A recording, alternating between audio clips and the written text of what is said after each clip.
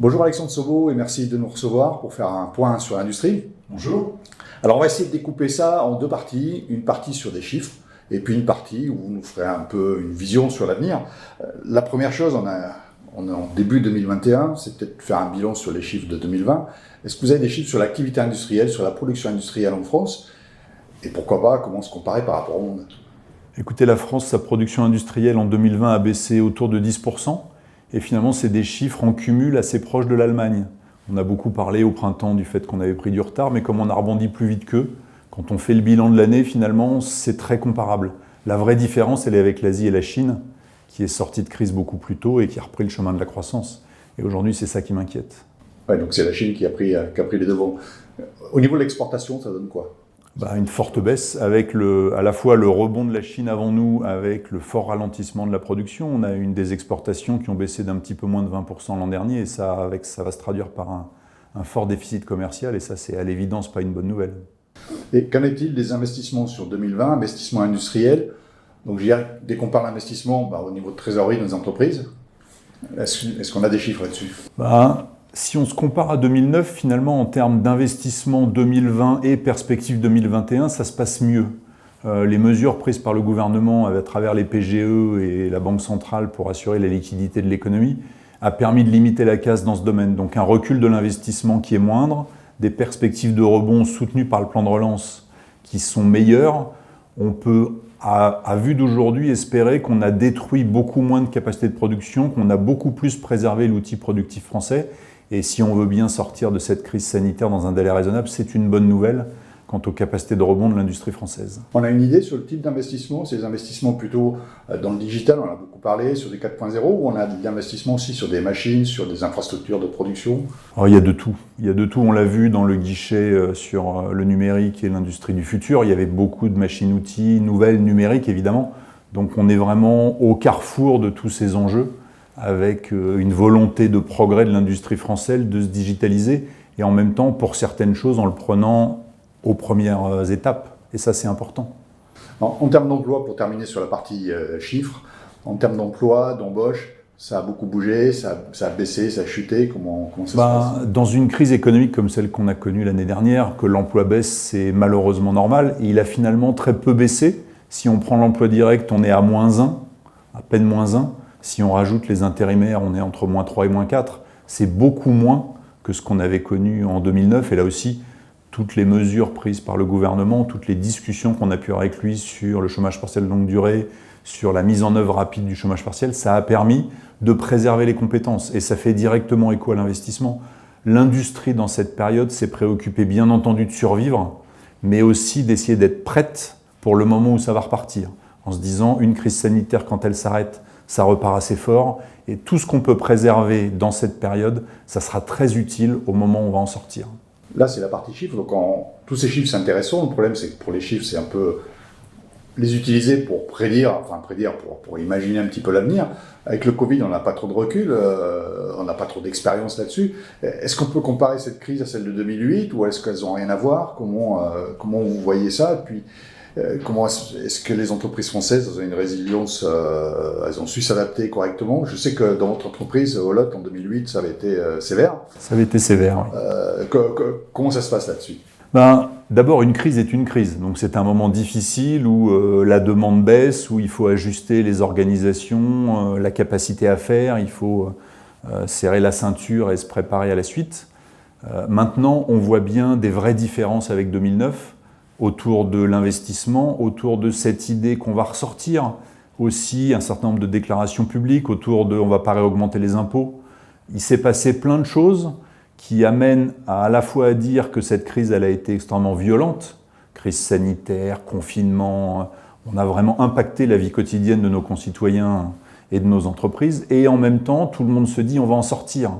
Et comme c'est exogène à l'économie, quand on va en ressortir, ça va partir. On parle de l'épargne qui pourrait se remettre dans la consommation, on a parlé de l'investissement des entreprises qui a baissé mais qui a mieux résisté, on parle des compétences qui ont été préservées, des collaborateurs qui sont toujours là, donc vraiment l'enjeu aujourd'hui, et si on se projette à 6 mois, en espérant que le vaccin fasse son effet et que l'économie reparte à l'automne, c'est qu'on se soit tous mis en ordre de bataille pour accompagner ce rebond et qu'on ait préservé au maximum nos outils, nos hommes pour ça. Et quelles sont les fragilités qu'on a réussi à mettre en lumière? Je pense notamment aux chaînes d'approvisionnement, on a vu plein de choses, le Juste-à-Tom qui aujourd'hui montre quelque part ses limites. Qu'est-ce qu'on en a retiré là-dessus? Je pense qu'on a vu deux choses. Si on se compare aux Allemands, on a vu malgré tout une certaine fragilité, des fonds propres plus faibles, donc un endettement qui a plus monté, un soutien public qui a sans doute été plus important pour permettre aux gens de résister à cette crise. Ça, c'est-à-dire le poids du passé, rentabilité, impôts, certain nombre de combats historiques de l'industrie, mais dont on a vu la manifestation. Et à côté de ça, on a effectivement une deuxième fragilité, c'est comment on repart. C'est qu'est-ce qui va se passer au fond, pourquoi est-ce que ça va repartir, quel va être le facteur déclenchant. Et là, il y a eu aussi beaucoup de travail, je pense, pour préserver ce qui existe et pour rester en situation de rebondir. On ne veut pas voir l'industrie décliner comme elle a décliné après 2009. Ça fait des années qu'on entend parler de plan de relance, de rebattre les cartes, que l'industrie c'est important, etc. Est-ce que là on n'est pas en 2021 vraiment à ce tempo où il faut vraiment, faut pas rater le coche, quoi. Je pense qu'on a plein de facteurs qui peuvent jouer positivement, mais aussi qui montent le risque. On est à un moment critique par rapport à la taille qu'on a atteint, un peu plus de 10% dans le PIB. Si on continue à descendre, à un moment, malgré les efforts des uns et des autres, quand on n'est plus dans la bonne taille, on ne peut pas rebondir. On est aussi à un moment où l'opinion publique a pris conscience qu'un pays à l'industrie fragile, c'est un pays qui a des enjeux de souveraineté, d'indépendance. On l'a vu avec la guerre des masques, on l'a vu avec les sujets de souveraineté alimentaire. Il y a plein de questions qui se sont posées, qui, je pense, ont participé de la prise de conscience de nos concitoyens qu'une France sans industrie forte, c'est une France vraiment fragile. On a en face de ça un gouvernement qui a fait un vrai choix d'une priorité industrielle dans le plan de relance. Un tiers du plan de relance va vers l'industrie. Donc les circonstances sont remplies d'un point de vue interne. Et on est aussi à un moment où on a un rendez-vous de mutations importantes, l'innovation, le numérique d'un côté, la transition écologique de l'autre, qui sont de formidables opportunités pour rebattre les cartes. Quand tout se passe comme avant, si vous avez pris du retard, c'est dur de rattraper celui qui est parti loin devant. En revanche, là, il y a tellement de choses qui changent que c'est vraiment le moment, avec des sujets sur le big data, sur l'Internet des objets, où il y a des vraies compétences en France. Donc si on arrive à marier notre savoir-faire industriel, la qualité de nos ingénieurs, le soutien du gouvernement et les attentes du public, je pense qu'on peut faire quelque chose de bien. Et dans ce plan de relance, si on se projette, vu qu'on va se rencontrer tous les trimestres, si on veut faire des points d'étape, dans 3 mois, dans 6 mois, quels sont les indicateurs qu'il faudrait que l'on suive? Quelles sont les actions qu'il faudrait vraiment engager tout de suite, où on puisse se dire dans 3 mois, tiens, ça aurait dû être engagé, ça n'a pas démarré?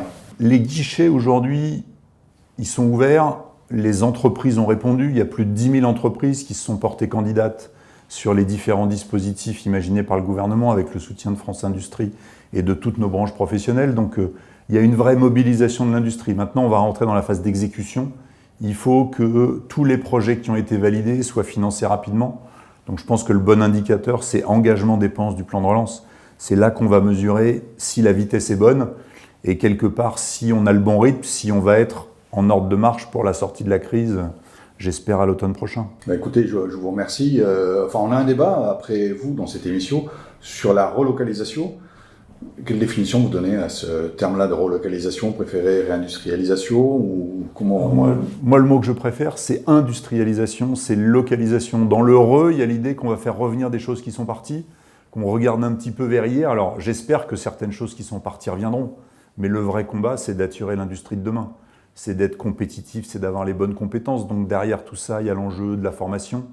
Comment est-ce qu'on va avoir assez de data scientists, de tous ces nouveaux métiers, de façon à ce que l'industrie de demain ait envie de se faire en France. Que ce soit de la bioproduction, que ce soit des batteries, que ce soit de l'hydrogène, que ce soit du numérique. Il faut vraiment qu'on soit dans l'idée qu'il faut que ça se passe en France. Et je pense qu'il y aura beaucoup plus d'activités nouvelles que d'activités qui vont revenir. Mais si on veut réindustrialiser le pays, tout est bon à prendre. Donc ne perdons pas dans un fond de débat. Relocalisation, localisation, l'important c'est que l'industrie se développe. Peu importe le terme, le principal c'est l'industrie. Écoutez, je vous remercie pour cette première entretien sur Global Industrie 360. Je vous invite à nous suivre pour la visite d'une PME, un sous-traitant qui a travaillé. On a retrouvé ses produits sur pas mal de sapins de Noël, en fait, sur des produits de luxe, sur des bagages, sur des ceintures, etc. Donc, direction de KIE STI, dans le nord de la France. On va visiter l'entreprise. Merci.